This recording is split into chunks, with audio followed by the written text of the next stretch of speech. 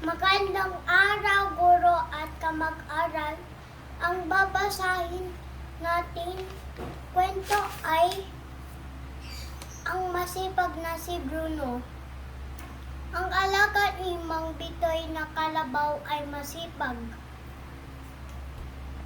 Ang ngalan ito ay Bruno. Maaga pa lamang ay handa na ito para sa mga gawain sa bukid. Handang-handa na mag-araro si Bruno sa umagang iyon. Kumakain pa siya ng damo at uminom para lumakas ang pangangatawan nito. Si Mang Bitoy naman ay nag-almusal. Habang kumakain si Bruno, si Mang Bitoy naman ay nagtimpla ng kape at kumain ng pandesal. May kesong puti ang kanyang pandesal at ang kanyang kape ay may sariwang gatas na kalabaw.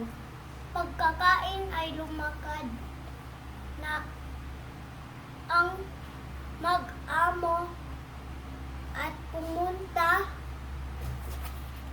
na sa bukid.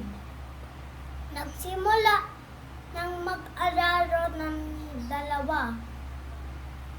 Pagkakaraan ng 2 oras sa pag-araro, umuwi na si Mang Bitoy at Bruno.